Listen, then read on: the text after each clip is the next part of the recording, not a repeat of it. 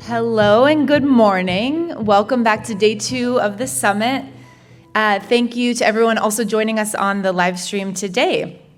I'd also like to thank Custom Culinary and Jack and Annie's for sponsoring our delicious breakfast this morning. A quick reminder before we begin that all the presentations throughout the summit are available on the app and also on the website associated with the session, so you can follow along if you'd like to today. We have an exciting program in store for you. We begin the morning with a look at some of our CIA graduate programs, and then we have a general session about the interplay of food, biodiversity, and gut microbiome, followed by a short refreshment break. Then we will regroup here in the auditorium for our second general session of the day, which features stories about chefs using their platforms to advocate for food system change. After the second general session, we will head out into our round of breakout sessions for the day, and at that time, I will give you some more updates about where to find the session that you've signed up for. After the breakouts, we will enjoy a delightful bento box lunch, which will be set up for you in the Beverage Garden Plaza, where we had our evening reception, and you'll be able to enjoy your lunch outside, inside. I'll give you some options at that time. During the lunch, we will have 2 book signings, one from Catherine Miller and Linda Shue, and books are available as a reminder in the Craig Claiborne bookstore in Roth Hall throughout the conference. After lunch, we're going to dive straight into a general session with new consumer insights and behavioral research from World Resources Institute, Data Central, and with some updates from Healthcare Without Harm. We will then have an afternoon break, and then we'll return for our final session, which is a premiere of the PBS documentary Hope in the Water, which will be followed by a panel discussion moderated by Jennifer Bushman of Fed by Blue. And this final session really dives into the abundant opportunity for the world's waters to provide a deep well of sustenance and employment that can contribute to both public health and planetary health. We will close the day out with a video presentation from our CIA president, Dr. Tim Ryan, and then some closing remarks from Siobhan Hansen, co-chair of our Menus of Change Business Leadership Advisory Council, and Walter Willett, chair of the Menus of Change Scientific and Technical Advisory Council from the Harvard T.H. Chan School of Public Health. At 4:30, we will have one final chance to gather together and connect and network among presenters and attendees at a closing networking reception, which will also be held in the Beverage Garden Plaza, featuring delectable offerings from 50 Cut and Custom Culinary. During the closing reception, we will have a book signing by Dr. Thor Sigfusen of 100% Fish, who's presenting in the final session of the day. At 5:30, our summit concludes, and I'll be sure to remind you toward the end of the day to please complete your event evaluation. It really means a lot to us to hear what was most valuable to you, where we could improve, and also to capture and hear about the 1 or 2 actions that you're planning to do when you go home that were inspired by the summit. We really aim to understand the impact that Menus of Change has out in the industry, so it's really helpful for us to capture that feedback from you. So thanks in advance. And before we dive into our first general session of the day, I'd like to invite to the stage Kathy Joran, Senior Director of the CIA School of Graduate and Professional Studies. She is going to share more information about the several CIA graduate programs that are really unique educations and connect to Menus of Change.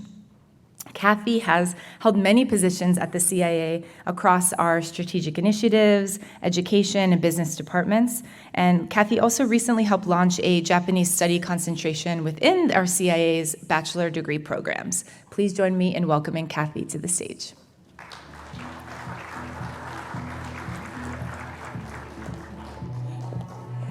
Thanks so much, Abby. And good morning, everyone. I'm really happy to be joining you today, and I have the pleasure of giving you a brief update on our master's degree program offerings. Let me get the, sorry. I am looking, okay, I don't have the clicker, so next slide, please. All right, our first, sorry about that. CIA School of Graduate Studies now offers 4 master's degrees. Our master's degrees are professionals. Oh, thank you, that's helpful.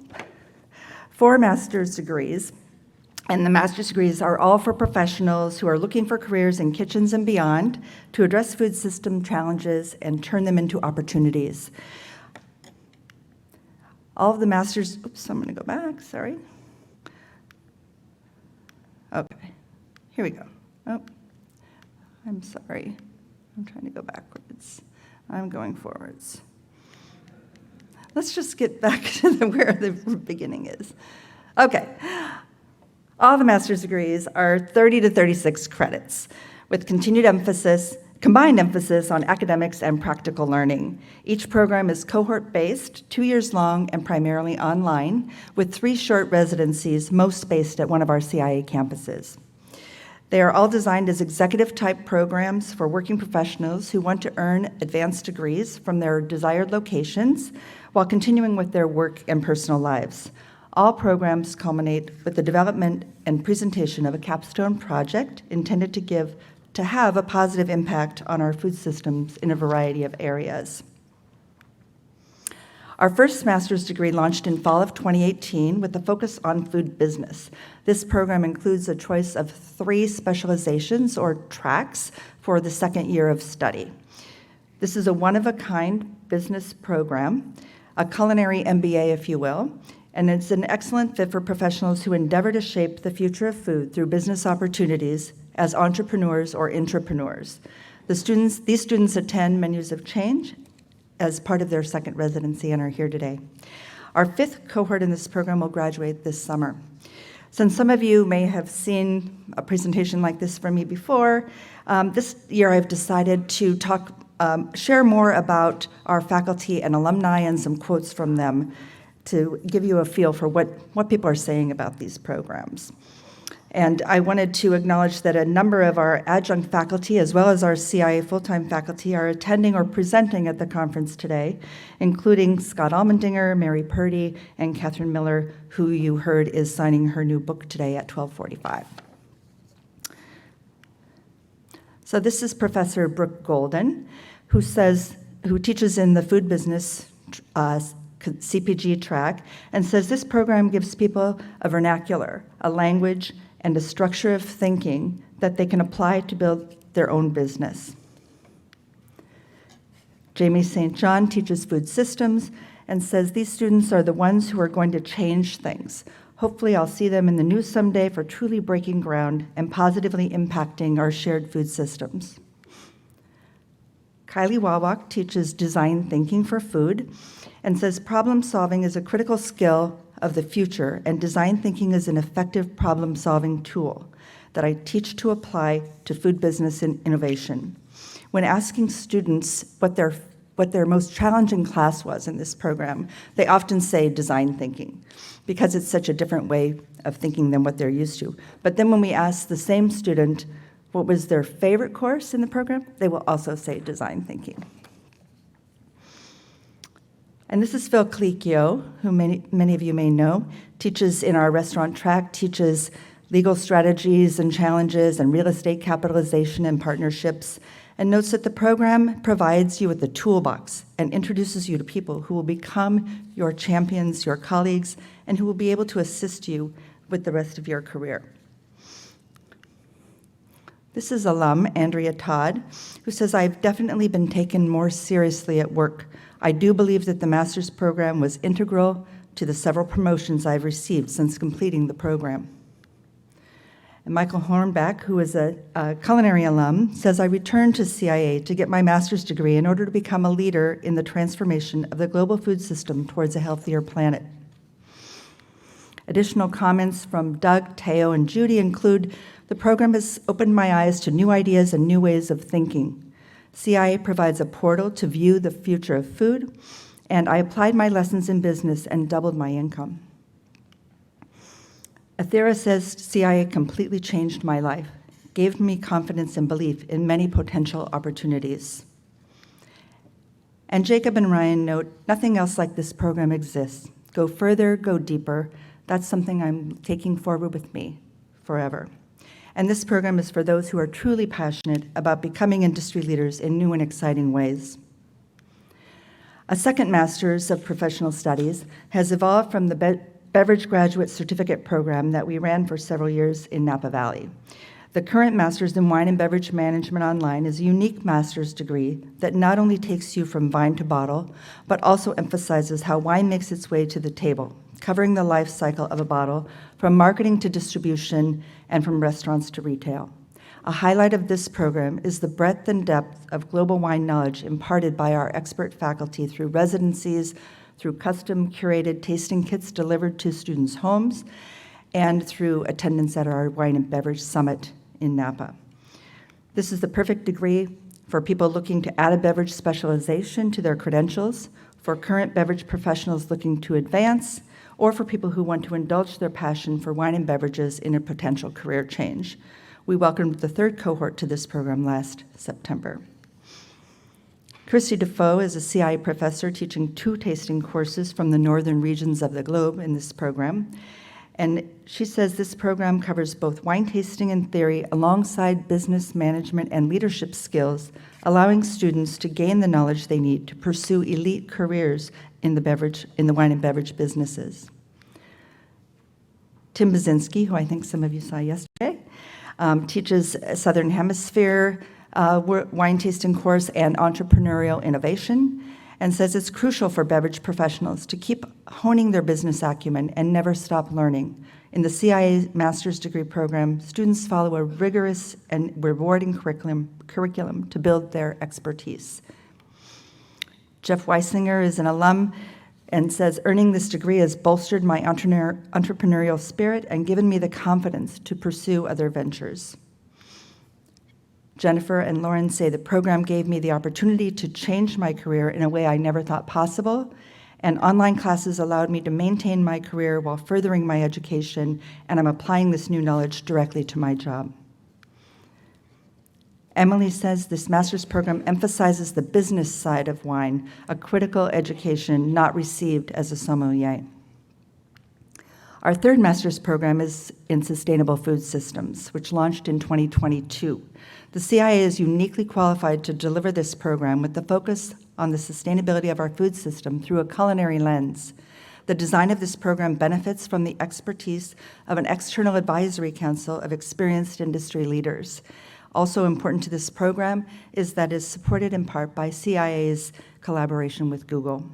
The first cohort will graduate this summer, and the second cohort is here today, attending Menus of Change as part of their residency. Current and future leaders committed to leading organizations into the future in terms of sustainability in the world of food are selecting this program.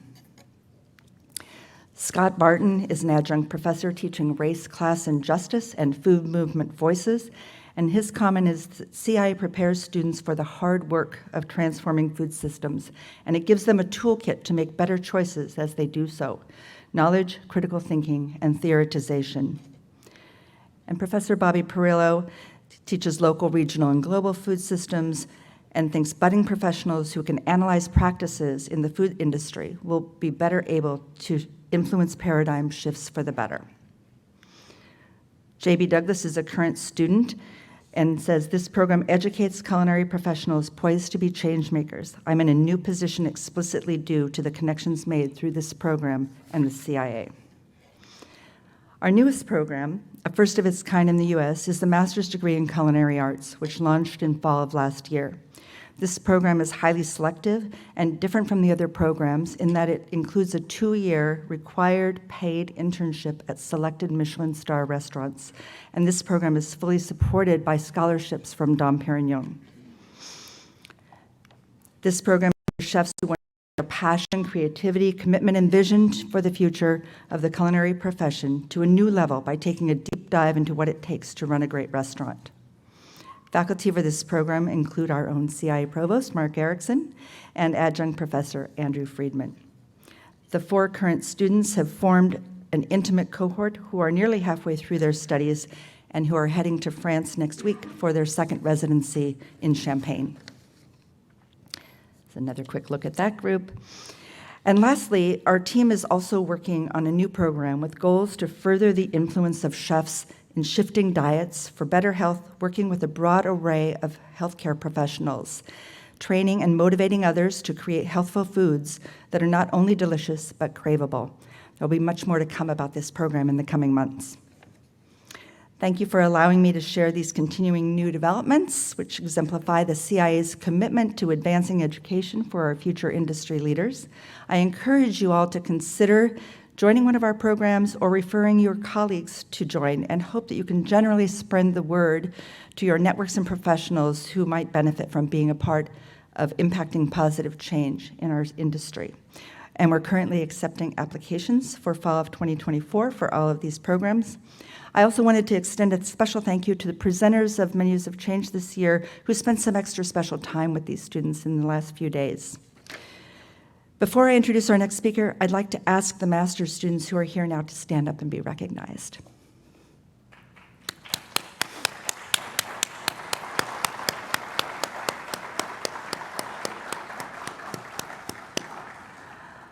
All right, now for our next general session, Nourishing Health, Exploring the Interplay of Food, Biodiversity, and the Gut Microbiome for Planetary and Human Wellness.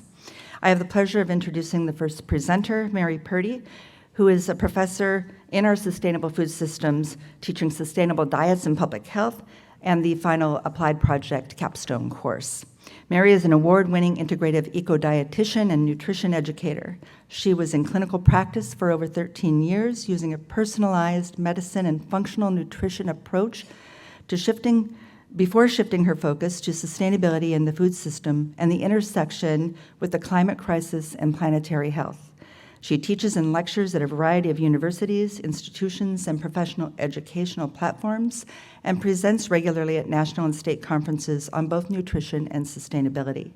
She's the Director of Education for the Planetary Health Collective, has hosted over 125 episodes of the podcast The Nutrition Show and the Good Clean Nutrition podcast, highlighting trending nutrition and sustainability topics, and she has authored 2 books. Please welcome Mary Purdy to the stage. And thank you all. Is it clicker here? Good morning, and thank you so much for having me here. I want to start off with a story, which is about 7 years ago, I was having moments while I was preparing my morning smoothie. I looked at my ingredients and I said to myself, wait a second, how far away did these mangoes come from? And who picked that banana and how were they treated? And how was that kale grown? What practices were used to grow that kale? And what did this cow who gave me this whey protein eat, and how was she treated? And I started understanding that those ingredients weren't necessarily just affecting my health, but were contributing to the health and well-being of plants and animals and ecosystems, and that the health and well-being of those plants and animals and ecosystems ultimately served my health and human health in general. So with that, I move forward to some of the problems with our industrial food system and what our food and agricultural system is responsible for, which I think many of us are well aware of right now. Either it's greenhouse gases, but it's so much more. It's issues with deforestation, with biodiversity loss and land use change, fresh water use, all of the things that we know are contributing to eutrophication, as well as soil erosion. Right now, we are losing our ability to actually grow food in a way that is nutritious and resilient. And we also know that it's the leading cause of soil and air pollution and contamination of water. And that we know that these things are not happening necessarily equally across the world or across even the United States, that we're seeing a much, much greater impact on marginalized communities, specifically BIPOC communities as well. That's Black, Indigenous, people of color. And so this really is an environmental issue more than just an environmental justice issue, more than just an environmental issue. And what's the health impact of all of this?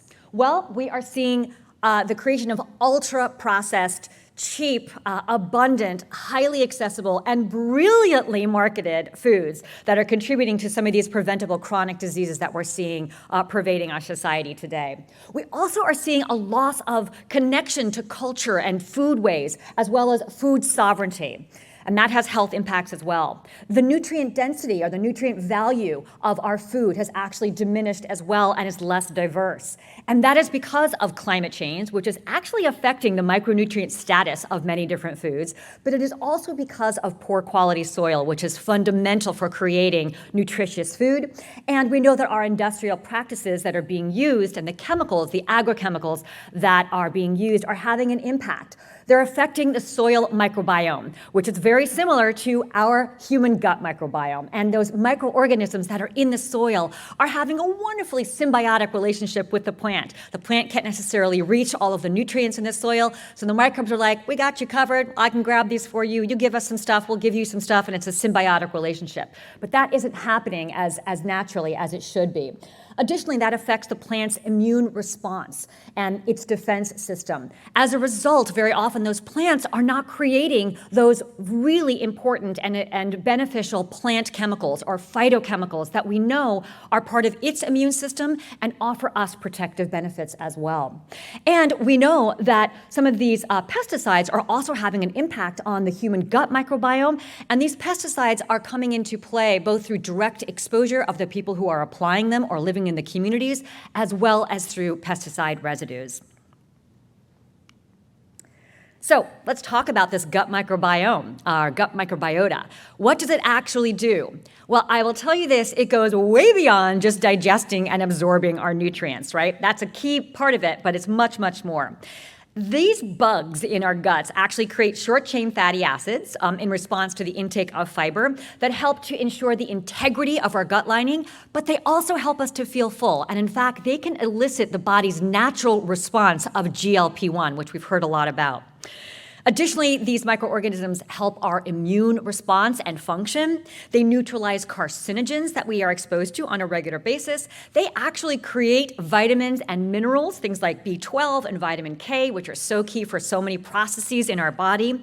They help us with our metabolism, how we burn our calories, and they also help with blood sugar balance by making sure that our body is sensitive to the role that insulin plays in our body, as well as helping to modulate inflammatory processes.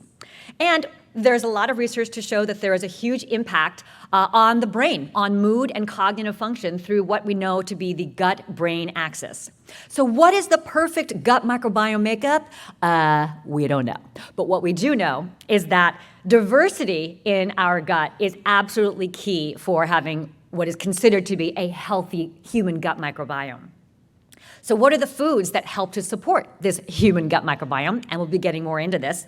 Fiber is one of the biggest ones, but so is just a diversity of foods, absolutely critical for having a good, diverse gut microbiome inside. So are omega-3 fatty acids, and then the phytonutrients, these phytochemicals or polyphenols, known as these antioxidant-rich foods, which are very, very critical for the healthy function of our gut microbiome. And then probiotic-rich foods, and of course, foods grown in healthy soil. As I mentioned, soil microorganisms are extremely similar to our gut microorganisms. And what you may not know is every time you eat a carrot or a piece of spinach, provided that you haven't, doused it in Clorox or bleach, which I don't recommend, or boiled it to a very high heat, you are actually eating the microorganisms that are on that plant. Delicious. Now, what are some of the perhaps less supportive or detrimental foods out there that we want to try and minimize in the diet? Well, it's ultra-processed foods, particularly high sugar foods, high refined fats, carbohydrates that are highly refined, processed meats. These are all these foods that characterize our current industrial model of food system that are also contributing to some of these very environmental conditions that are causing great concern as it relates to both the climate and also just the ability of us to survive on this planet. And we need to make sure that we are based in what healthy soil even means. When I was in dietetic school, I never learned about soil, which is so crazy because it's like the lifeblood of the plant. In addition to sequestering carbon, it determines how well that plant is able to absorb and retain and be a source of good nutrients and nutrition. It also supports that healthy microbiome of the plant, which you are actually munching on when you eat a raw vegetable or fruit. And we know that when we are exposed to a diversity of microorganisms, that supports our gut microbiome as well. So healthy soil is absolutely key. Next up is biodiversity. That is the variety, a diversity of life on this planet. And when we get a variety of foods, that has health benefits. We have a greater access to an abundance of the spectrum of nutrients that we find in a variety of different foods. And we know that when we consume over 30 different kinds of plant foods throughout the week, that is actually associated with a much greater diversity of our human gut microbiome as well, which has benefits to our health. Additionally, biodiversity is key for safeguarding our food security and creating a resilient food system, which benefits our health, and ultimately also preserves food that might be important for us to connect to, our culture, our spirit, our family, our ancestry. How many foods are we currently consuming on a regular basis that make up the bulk of our calories? Well, it's about 11 or 12 different crops and about 3 to 5 different animals. We have thousands of species of foods that we are not tapping into. But there is a pathway, or there is one pathway, there's many pathways to solutions to our economic and diversity and biodiversity and environmental and health crisis. And one pathway that I find really interesting is this idea of how we farm and how we grow our food. These agroecological practices that have been put into play for centuries and millennia by many indigenous cultures and are now having a resurgence through the lens of regenerative agriculture. These help build the soil, help to protect ecosystems by minimizing that disturbance to the soil, by maximizing the diversity of crops, by using things like cover crops and crop rotations, all of which help to preserve biodiversity. Fewer resources are needed in systems like these, and ultimately no synthetic chemicals are utilized, which has benefits for people and planet, and there's often integration of livestock. Additionally, these types of practices, they promote food sovereignty, which is really key for preserving cultural traditions and agency over our own food system. And potentially there are better human health outcomes when we farm in this way. And what I've been finding really exciting is there is a growing body of research to show that this is actually the case. We are seeing higher nutrient levels of these vitamins and minerals in foods that are grown in more agroecological ways. And in particular, the research is very strong about the increased presence of these phytochemicals that play such an incredible role in our immune system and our gut microbiome health. Things like beta-carotene and anthocyanins, quercetin. We know that there's a greater diversity of microorganisms in these types of more agroecological systems than there are in conventional systems. And there is a decreased incidence of many chronic diseases that we're seeing out there that are having a huge impact on our healthcare system and our communities, from infertility to birth defects to non-Hodgkin's lymphoma, cardiovascular issues, and so much more. And one thing that's fun to talk about here too is lots of these foods grown in this way have better flavor. That's a selling point, right? So when you compare a conventionally grown carrot with a carrot that is grown agroecologically, I ask you to be the judge of the flavor, and you will very often see that the flavor is much more rich, much more textured. So food is truly medicine, but it needs to be medicine. In order for it to be medicine, it truly needs to be grown in concert with nature. So where do we begin? How do we change things? It truly starts with us. It starts with you. And it starts with the conversation that we are going to be having today with our esteemed panelists, who I will bring on now. So please come on and join me. Thank you so much, and let's get started with the conversation to help change the world. Trade you quicker for the...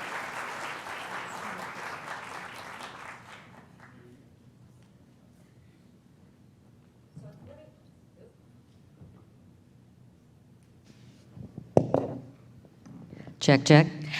I'd love to start by introducing our panelists here. I'll introduce all three of them, and then we'll let them each get started with their own presentation.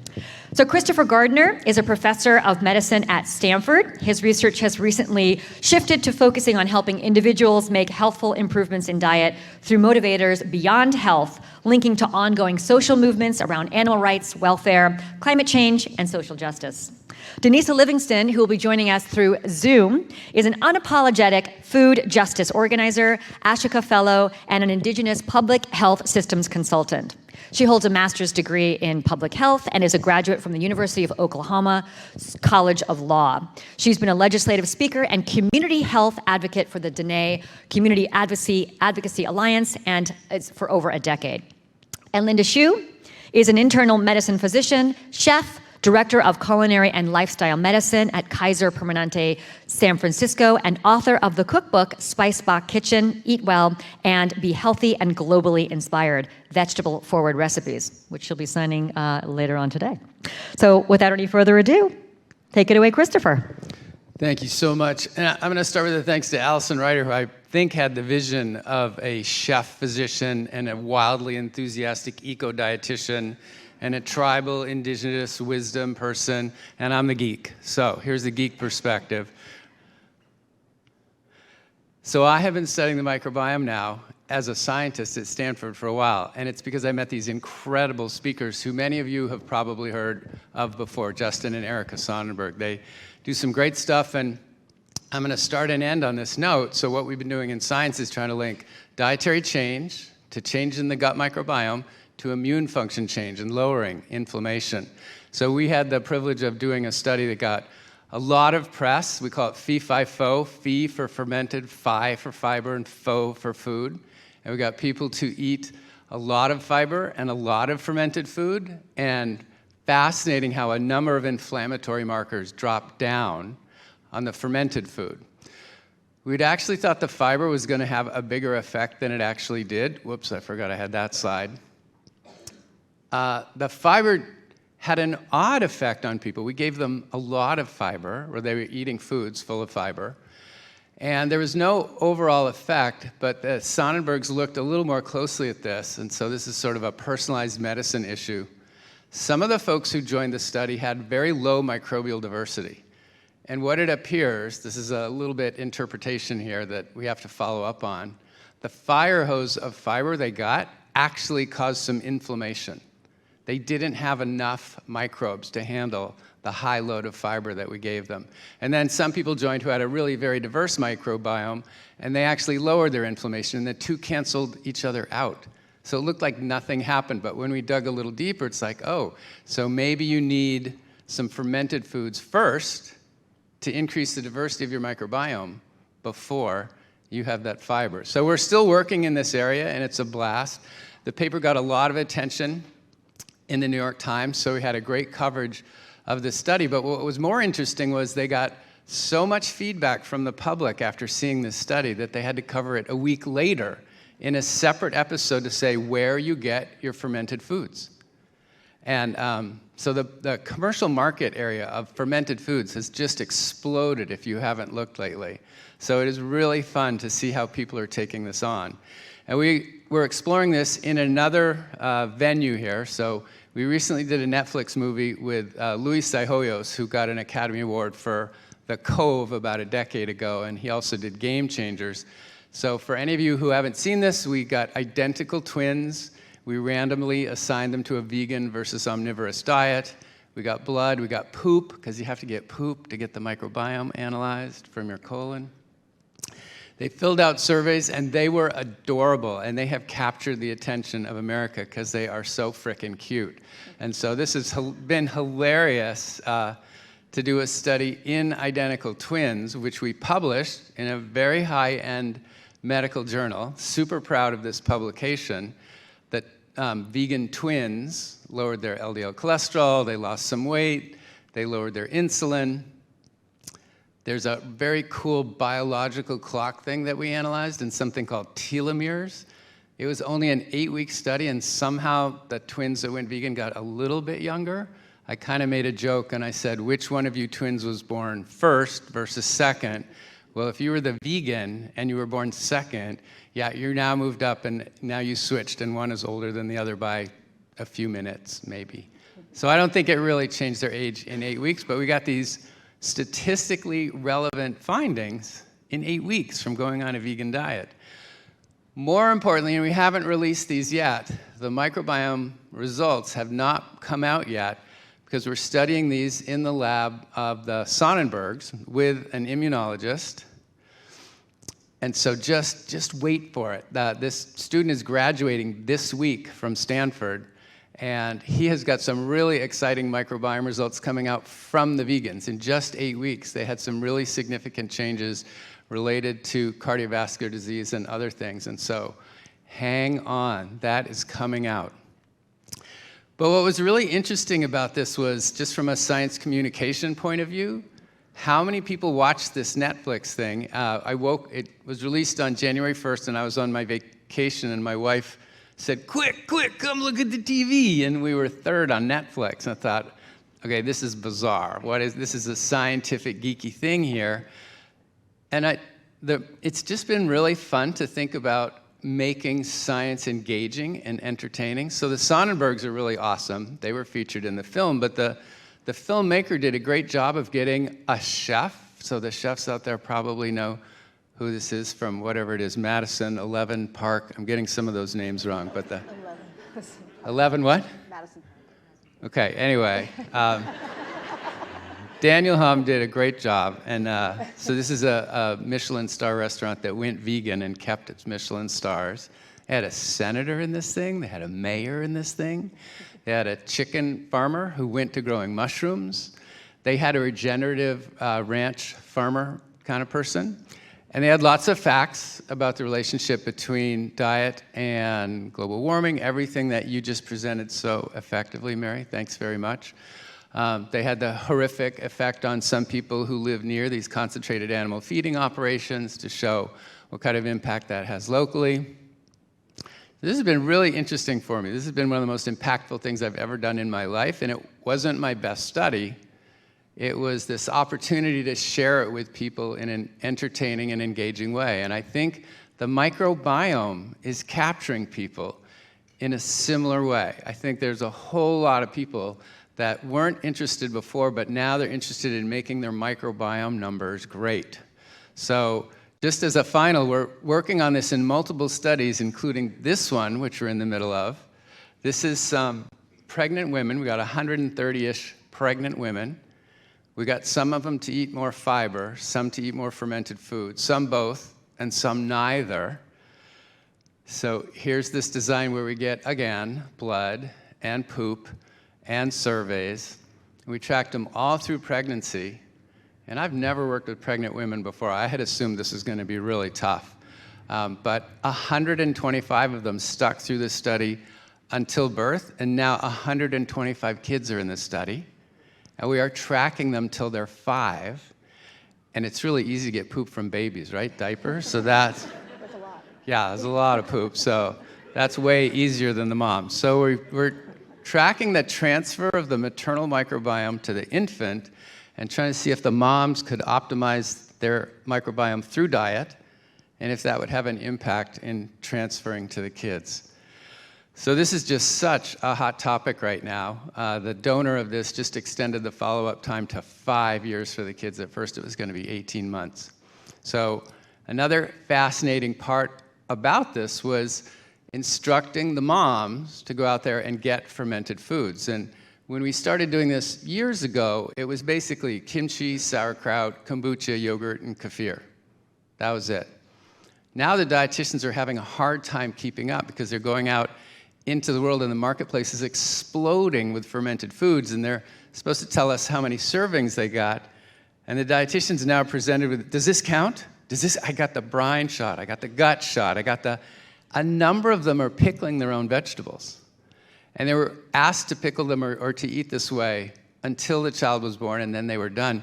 They're still doing this a year or two later. They're still pickling their own vegetables and loving it. So it is just fascinating how this is happening. So I'm going to close on this slide. So slide, guys, I cut the end of mine out so that we could move over to Linda's. But this is where the geekiness is going to happen right here. So from my perspective, I'm loving, we're going to see a great film from Denisa, and we're going to hear about great food, and you hear all the great facts there. But from my geeky point of view, it's diet, changing the microbiome, and improving immune function, and lowering inflammation. This is a hot topic in my world right now. Thanks.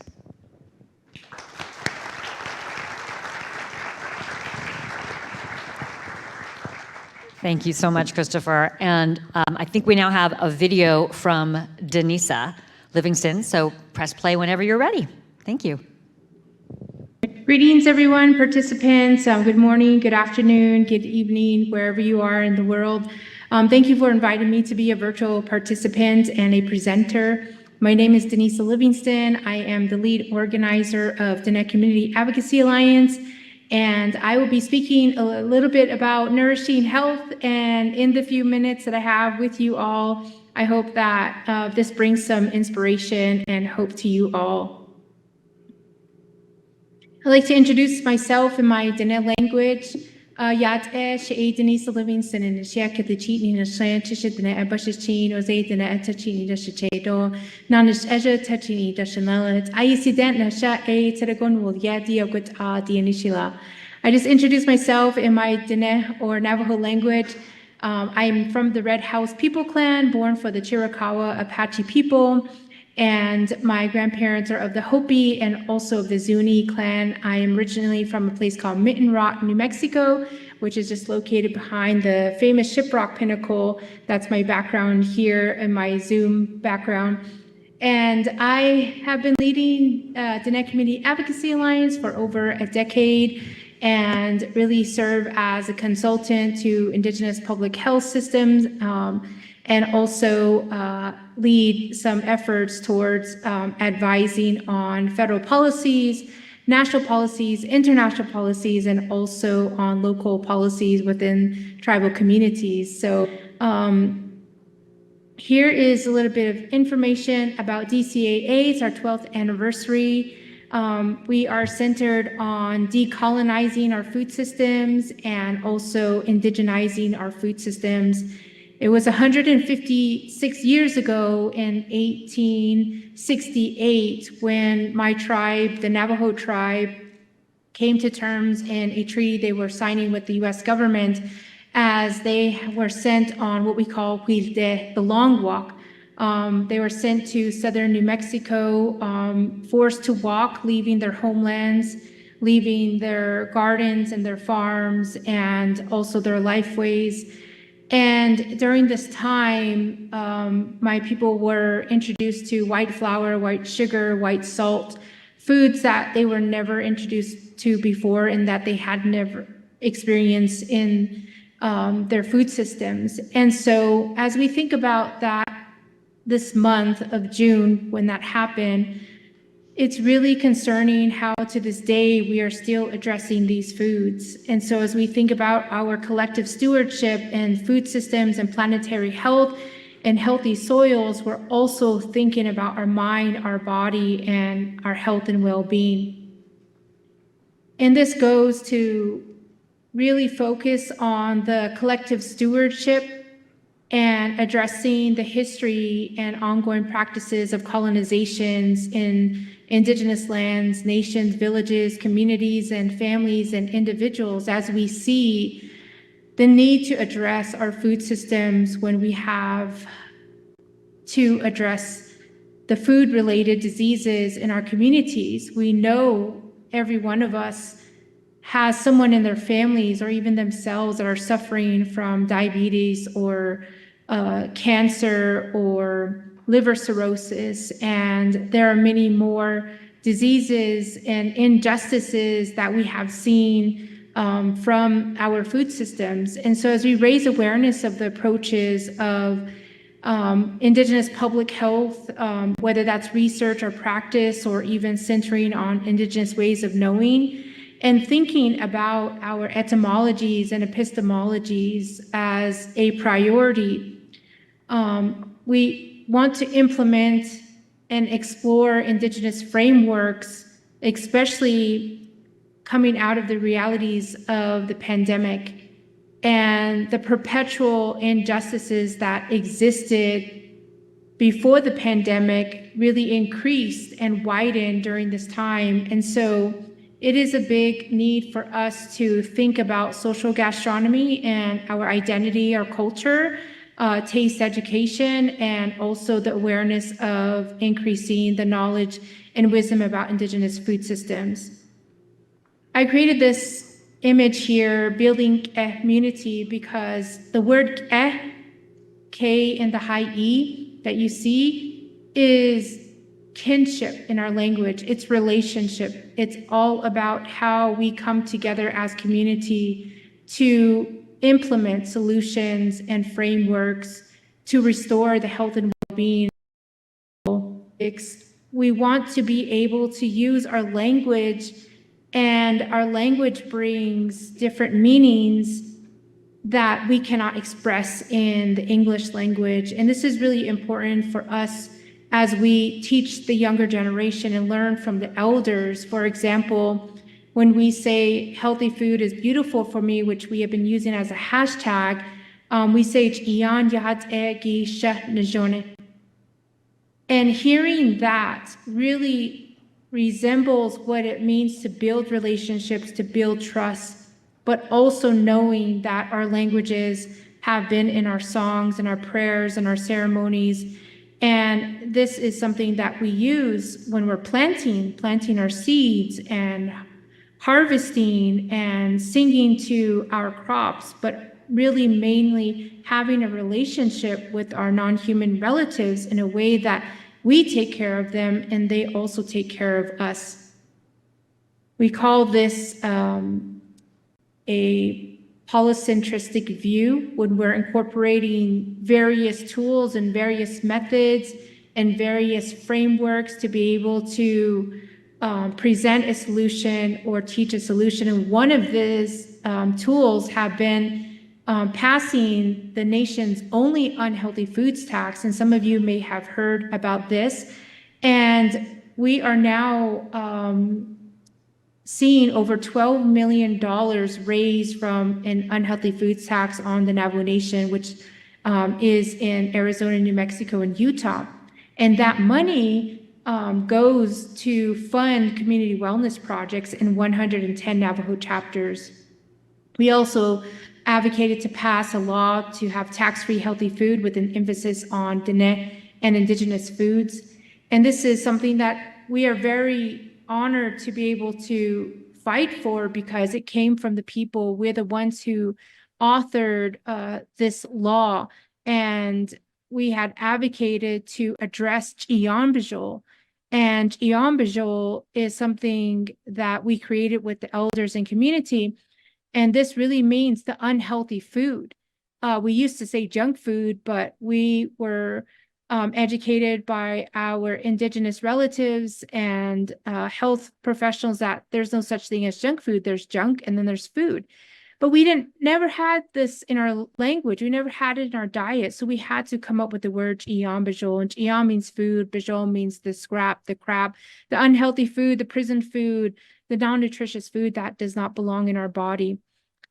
So if you want to find out more information about our work here, you can go to our website at dyingadvocacy.org or ask Grandma Google. We have an international campaign called Let's Eat In, Let's Eat Indigenous. And I created this campaign thinking about how we can collectively cook together, get dirty in the kitchen, get our aprons on, and also how we share this experience with those around us, and because this really impacts the way that we host food, but also how we have the relationship with food in our kitchen, but also knowing that our experience needs to be transformative. We need to be thinking about what we're planting, what we're putting on our pellets, and also what we're putting in our plates. And this really emphasizes the picture here. It says grandmother's food is medicine, and we say amasana bech iya azet. And this speaks value as we think about eating well is prayer. And this comes from our elders, Anita and Leroy Sosi from our organization, how they have been teaching us to ensure that we never forget the spirituality of who we are, our mind, our spirit, our soul, our bodies, and how we do not just eat for the sake of eating, or taste food for the sake of tasting it, or exploring food for the experience of it, but also really emphasizing the spirituality behind it. And in these experiences with our community members, we have been introducing other indigenous foods from different areas for them also to taste it, to think about reactivating their taste memory in their gardens, but also in their conversations, and then also in their studies. And these are just some pictures that we have hosted around our Let's Eat In campaign, Let's Eat Indigenous campaign. And we have been focusing on educating our youth, and we have been in different forums and also different academic spaces like the University of Arkansas School of Law. They have their Indigenous Food and Ag Initiative, and we host these experiences for Indigenous youth to come and to learn and to have that experience with recipes and ingredients from all around Turtle Island or Indigenous North America.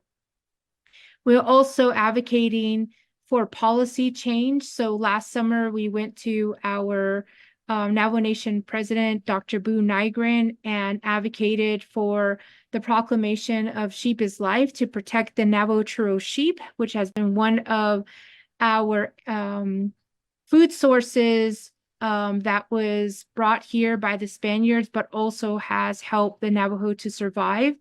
And also supporting our shepherds and weavers and fiber artists to be able to use the wool to naturally dye the wool, to create rugs, to create clothing, and really protect the way of life as we think about how we are doing this as a community, but also how this knowledge has been passed down from generation to generation.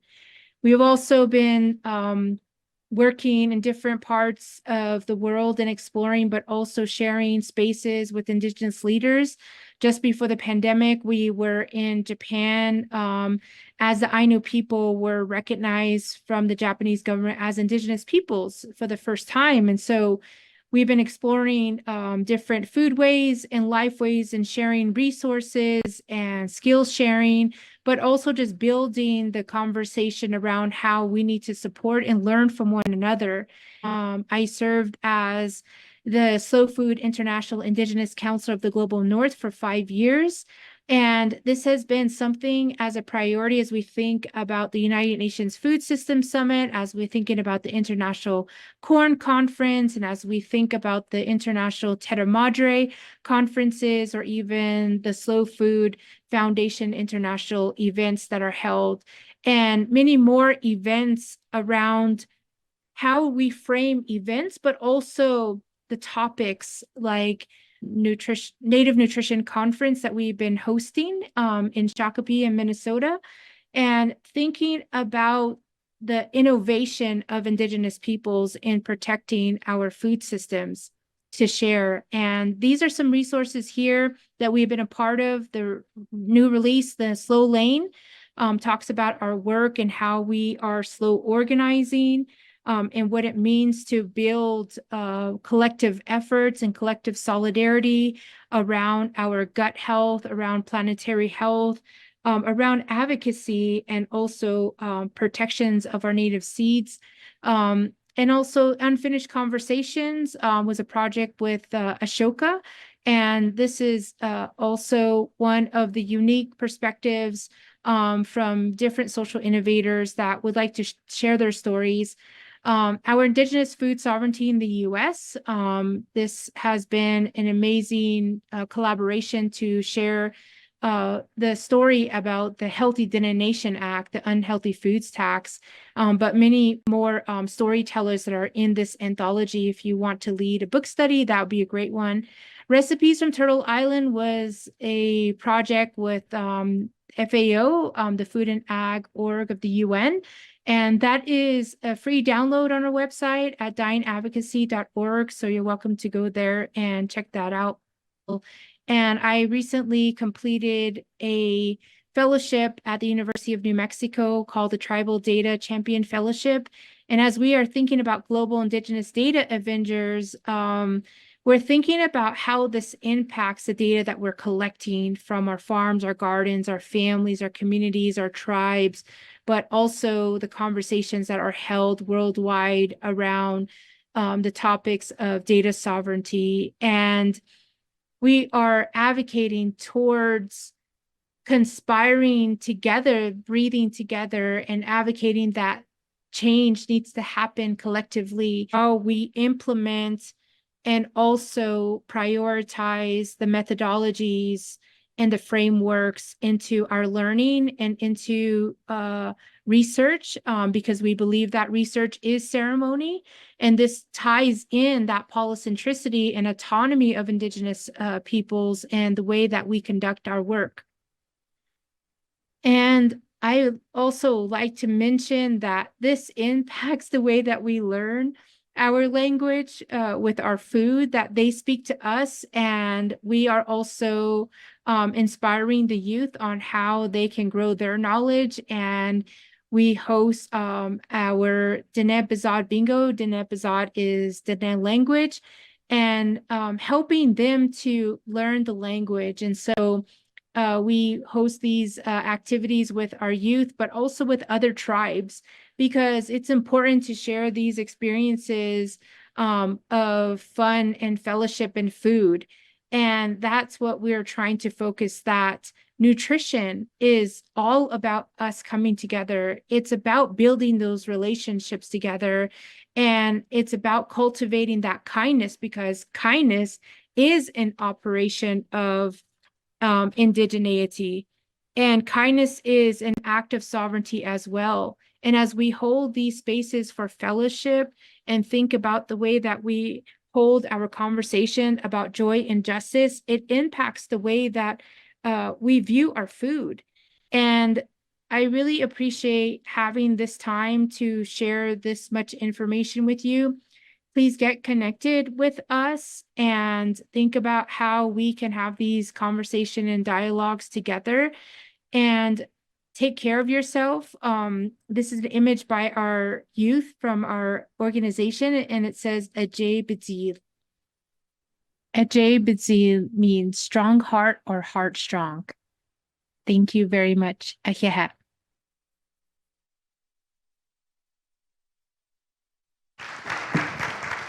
Thank you, Denisa. And now our last panelist, Linda.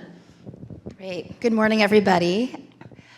So I'd like to wrap up with some very practical suggestions for those of you who work in recipe development and food service, of how to bring together all these ideas that we've had from all of my wonderful co-panelists on basically how diversity, both of ingredients and of cultures and of the microbiome, play into food that is both health supportive and delicious. So I'm going to start with this slide, which seems very obvious, but often gets lost when we're talking about what is healthy food. People eat food, not nutrients. I think this is very important to remember, and also speaks to the fact that chefs have as much of a role in providing healthy food as healthcare providers do. So first I'll define culinary medicine, which is one of the fields of medicine that I practice and what I'm most passionate about. This is a field of medicine that is evidence-based and blends the art of food and cooking with the science of medicine. There are many other aspects of this which I really love. One of it is that it teaches people how to eat to get healthier and prevent disease. Another one is it just answers that question, you know, doctor, what do I eat when I have X condition? But the most important one that I think I really love is that it empowers the patient, it empowers individuals to make the choices that make sense to them, that resonate with them, with their culture, with their food preferences, and their flavor preferences, to use food to improve their health. So these are some pictures of Thrive Kitchen. This is the teaching kitchen that I have run at Kaiser Permanente, which is a large integrated healthcare system in California and many other parts of this country for the last almost 8 years. The top two slides show pre-pandemic when I had in-person classes, and the bottom two are when I started to figure out how to teach virtually. So for any of you who've taught cooking, these are two very different skills, so I had to learn very quickly. In these classes, I teach plant-based cooking, vegetarian cooking, not because I think as either a doctor or a chef that everybody needs to be vegetarian or vegan, but that everyone really does need to have more fiber and more plants in their diet. Fiber is one of the things that Christopher really loves. And I think that a reason why a lot of people don't do that is that they don't know how to prepare vegetables properly with the right cooking techniques to bring out the best flavor and texture, and that they don't know how to enjoy those foods as a result of that. So that's really been my mission, to get people to love their vegetables. So just some pretty pictures from my book of the foods that I think are most important to think about as you're developing these microbiome and health supportive menus are vegetables. So leafy greens, I think, are probably the most important, but you do want a diversity of vegetables and other plants. Just think, eat the rainbow to get all the colors in. Plant-based proteins featuring mainly beans and legumes, and whole grains. Think of those three things, I would say, in all the recipes that you develop, and you'll really cover your bases. If you look at, so Christopher is geeking out on his science. I geek out on looking at food pyramids and plates. So if you look at the WHO website, you can see, this is just a small sampling, the various ways that governments around the world have tried to encourage their populations to eat better. And this pretty much summarizes, as you look from this representation from Canada to China, France, I have Turkey here, Jamaica, Mexico, Senegal, and a few others that I've forgotten. But that while we are quite different, we're also the same. So you'll see that all of these plates emphasize 50% of your plate should be plant-based vegetables. Another quarter should be protein, ideally a healthier protein, including a lot of plant-based proteins, featuring beans. And then there are whole grains in the last quarter of the plate. So you can see a lot of diversity here, and this is really, really important when you're, again, developing actual food, right? Not getting into the details of the nutrients yet, but actually just thinking about what are you going to present to your diner. You want to think about what cultures are they coming from? What are the flavors that we can get from around the world?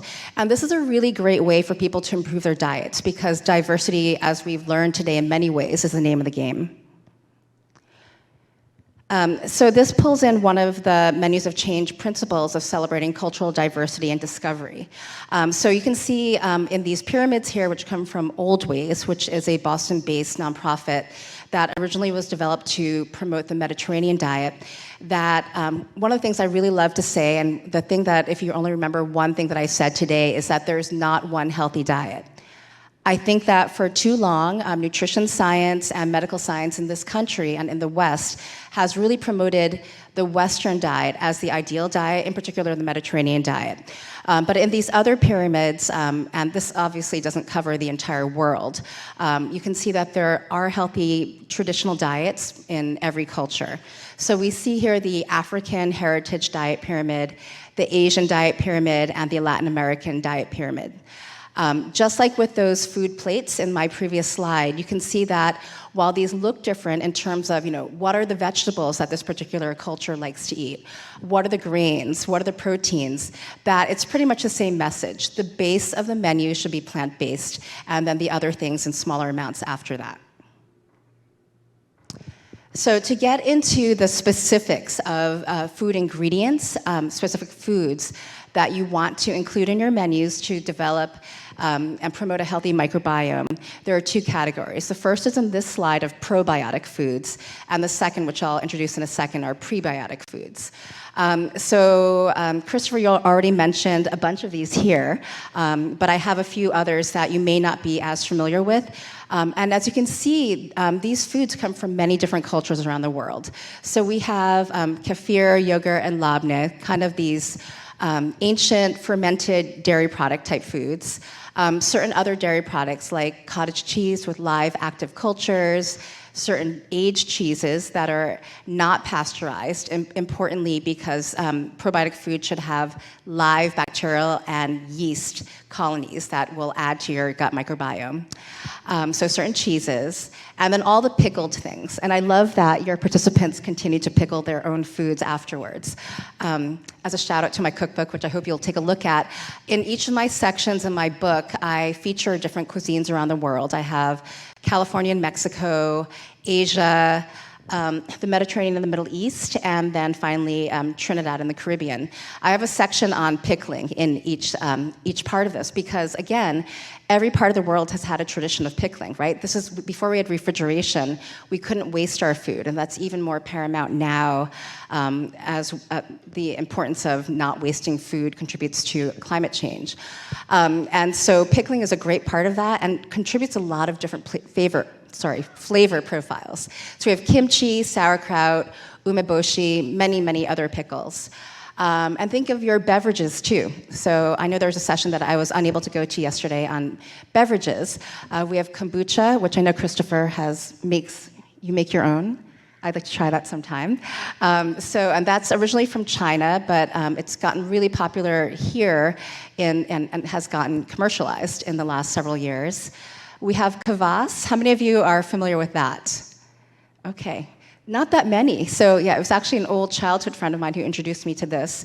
It is from Eastern Europe and can be made with either grains or beets is another popular one, a fermented beverage, which has tons of probiotics in it.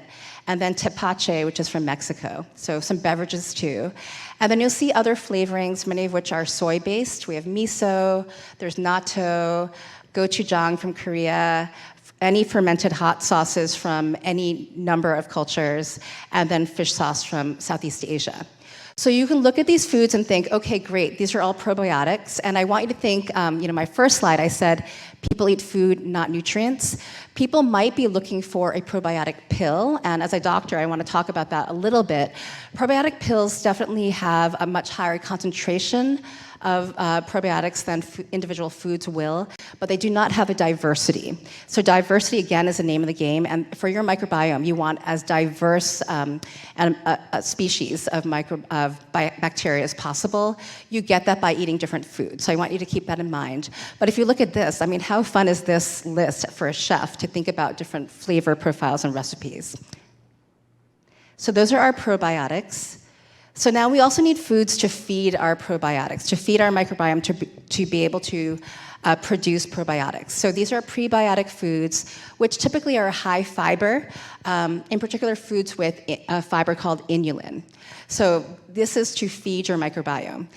So the foods with inulin include chicory, dandelion greens, sunchokes, various aromatics, burdock root, and jicama, among others. If you look at this list and thinking about yesterday's talk on food systems and agriculture, you can see that a lot of the things on this list are things that would be actually much better produced in a local small food system from small farmers than industrialized farming practices.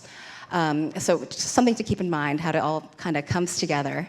Other more common foods, bananas, various leafy greens, soybeans, artichokes, all the whole grains, so a lot of the things that I put in that slide there. Apples, konjac root, which is used to make shirataki noodles, flaxseed, wheat bran, and seaweed. So again, some interesting ingredients here that you could play around with in your recipe development. So my second truism is that people eat food only if it tastes good. And this is that principle of messaging around flavor and taste, right? So ultimately, as chefs, I don't expect you to think about the microbiome every time that you're developing things, but hopefully you can think about how it contributes to flavor. So I'm seeing as I'm running out of time, we want to think about global flavors. I really think about that because it makes food more interesting. A great way to bring that in is to diversify the types of plants that you bring in, and Mary also already mentioned the study that showed that if you aim for 30 different plant types per week, that you'll get to a more diverse microbiome. And importantly, again, from a flavor perspective, spices count because spices are plants that are dried. So just some pretty pictures of food, again from my cookbook, and showing how you can use both fiber, so vegetables containing fiber, and spices to diversify your menus and people's microbiomes. So there's a cauliflower steak here with pimenton on a bed of romesco. We have whole grain arepas made with corn flour, served with black beans that are spiced with chilies. We have a vegetarian version of pilau here from Trinidad that involves more legumes, whole grain rice, and also spices including Scotch bonnet pepper, my favorite pepper. And in that farro salad there, which I'm proud to say was featured in People magazine, one of the highlights of my life before coming here to speak today, that is spiced with cumin. On the note of cumin, though, I talked about how I like to convince my cooking students that they should cook, they should learn to eat vegetables.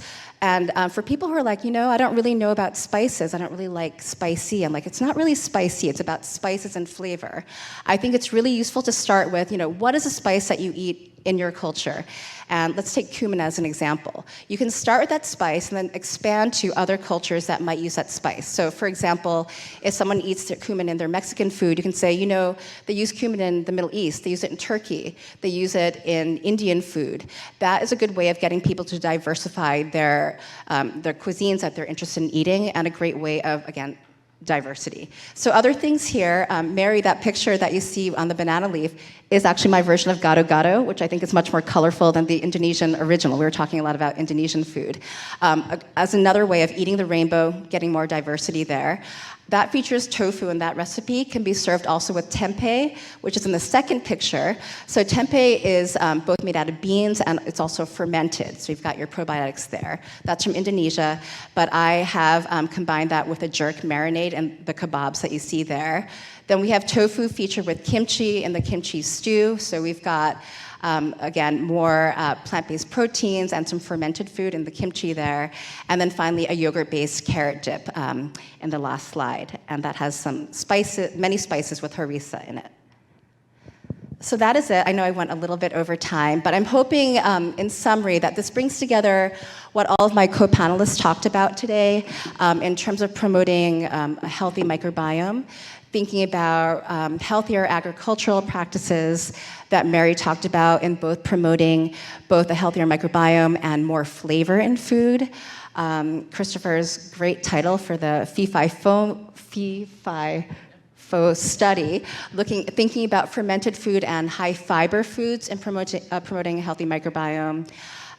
What Denisa had to say about preserving and reclaiming indigenous foodways in terms of improving health for a particular culture. And I just want you all to have fun with developing culturally diverse, really delicious menus. Thank you. Thank you, Linda. So we have about 4 minutes for questions, so I highly recommend that you find any or all of us after this presentation to chat with us. And I want to ground us in the fact that one of the things we've been talking about are these connections between the plant-based foods having benefits for the environment, biodiversity having benefits for the environment, but also for the gut microbiome, and making sure that we are connecting those dots there, that we're seeing some real threads and through lines here. There's a lot of great questions here, but I want to also ask, these are words: microbiome, biodiversity, probiotics, prebiotics.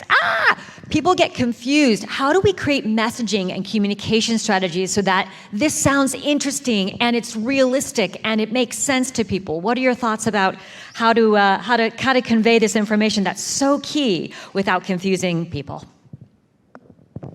I'll go first, but I don't think I can help you there. It is confusing, and my bigger concern is that people will think it's so cool that they'll go to a commercial place that tells you, I know exactly what you're deficient in, and you should eat this so that you'll get that.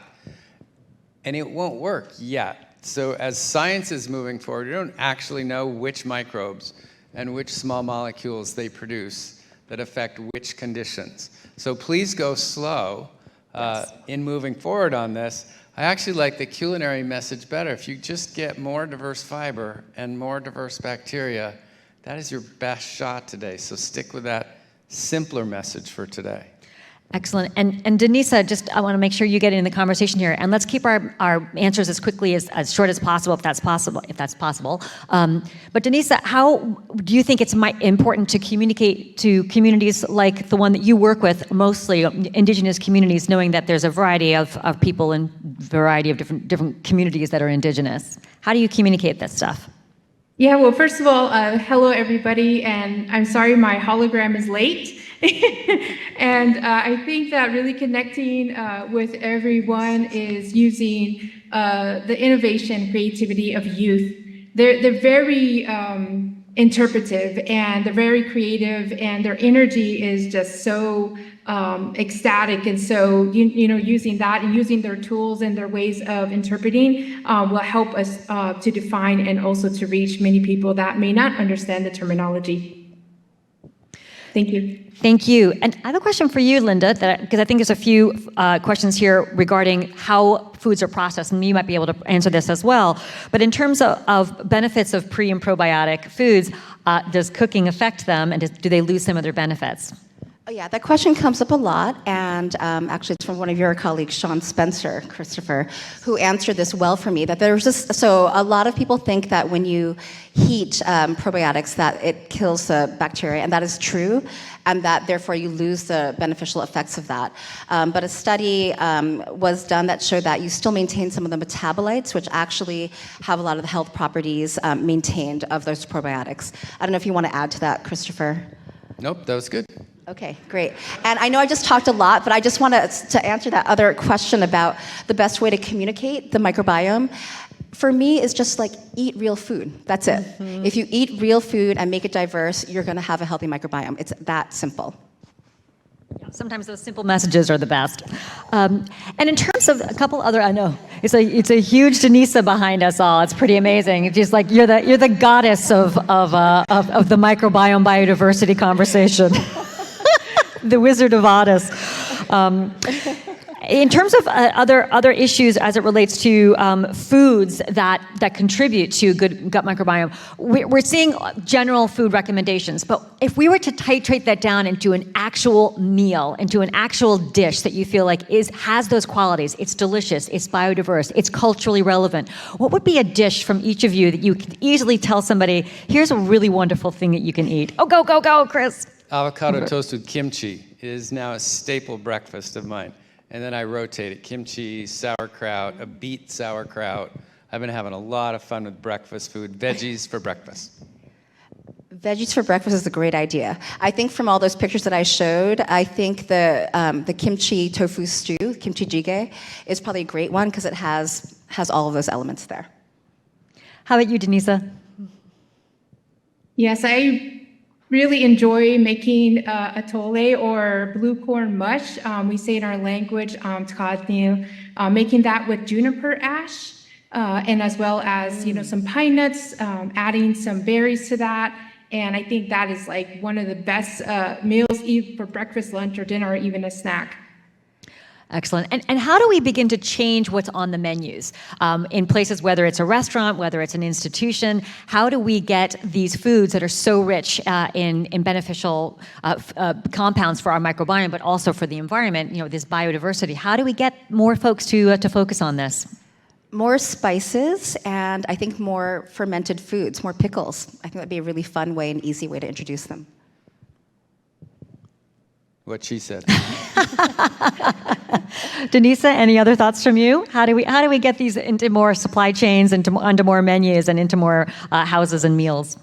Yeah, definitely more advocacy, changing some food policies, getting involved with the Native Food Farm Bill Coalition, and thinking about how we can protect our native seeds.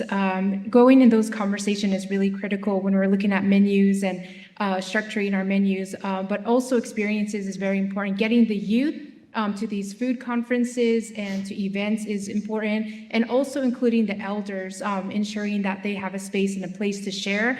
There are many different ideas around this, but I think one of the messaging that we've been using too is to tell our youth to stop being fast, cheap, and easy. So stop going to the drive-through, getting some unhealthy food, really looking at those food experiences, that they're creating food in the kitchen together, but also exploring on how to grow food and make that food together. Thank you. Amazing. I think of this conversation as being all of us sitting around a table, right? We've got a chef, physician, we have a researcher, self-proclaimed geek, although I don't know why being a researcher makes you a geek. I think it's cool. Dietitian, advocacy, person who does all kinds of work with policy as well. Who else needs to be at this table? When we're having these conversations about creating food that supports human and planetary wellness, who do we need to make sure we are including? Everyone. A farmer, there should be a farmer here, there should be a rancher here, there should be an innovator, there should be a tech person here. Yeah, so the great thing about food is everybody can play a role in this, everybody in this audience, just all of you. Thanks. I think that's great, and I would just add, even though this is not like me, business. We need people who have money to make things happen. We need those people here too. Denisa?